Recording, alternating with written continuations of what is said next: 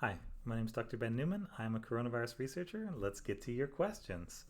Next question is from BA, and it's several little questions. So let's do a rapid fire. This is like one of those Vanity Fair, 100 and however many question things. Okay, so today, the CDC, and this is actually a while ago because I'm behind in doing these, I apologize. But they released fully vaccinated people, meaning that fully vaccinated people didn't have to wear a mask anymore, according to the CDC. Yeah. So, what's the science behind this?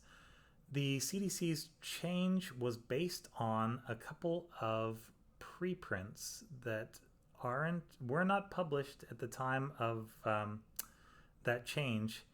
And honestly, a couple of these are preprints that were sitting out there on the preprint servers for a suspiciously long time, as if they were getting rejected from journals.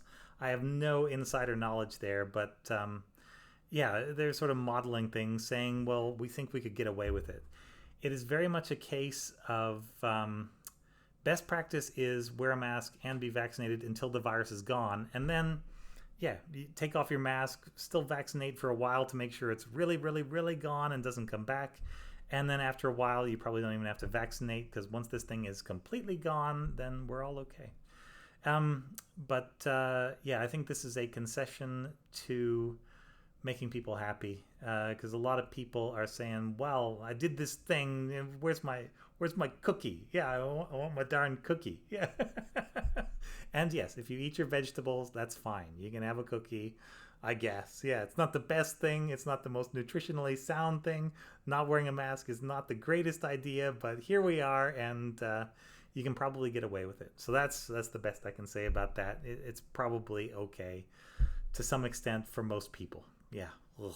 Ugh. I hate all those qualifiers. All right, next miniature question. Um, what about unmasking in places where there may be unvaccinated people? Yes, that's the risk. Unvaccinated people are the ones that are getting the Delta variant overwhelmingly across the entire world. It's mostly not in people who are vaccinated. It is for the unvaccinated, and that's terrible. This is preventable. This is literally a cure for COVID, only it's better than that because you don't have to get COVID and get cured. It's a preventative. That means you don't get COVID. And why would everybody not do this? Why indeed would everybody not do this? Yeah. Is it safe to do this even if fully vaccinated? Not safe, but maybe safe enough. What about teens as well? Most teens in America are eligible for the vaccine now. So I would say vaccination is your best option. Wearing a mask with vaccine is the safest option, but if you can't get vaccinated, wear a mask. And generally, it's the same people who both oppose masks and oppose vaccines and oppose, I don't know, anything right headed. So, yeah, it's just a whole twisted up ball of you can't tell me what to do, and yeah, you and whose army kind of thinking. All right, and so going on, we got a couple more. Yeah, let's see. How does this play into old research? But recent articles state that 6 foot distancing is still not far enough. Yeah, the 6 foot thing was always kind of dumb, in my opinion, because if the virus is coming out of your mouth and you're in a closed space, it would take it longer to travel 6.1 feet than it would to travel, an inch. It's going to get to that inch immediately as you exhale. But eventually it's going to get there. Yeah. This idea that you can stand, you're like you with your 6.1 foot pole, and as long as you're that far away from everybody, you're totally fine, but you don't have to wear a mask, was always more something people wanted to believe than something that was actually really, truly, demonstrably effective. So yeah, I kind of always thought this was nonsense.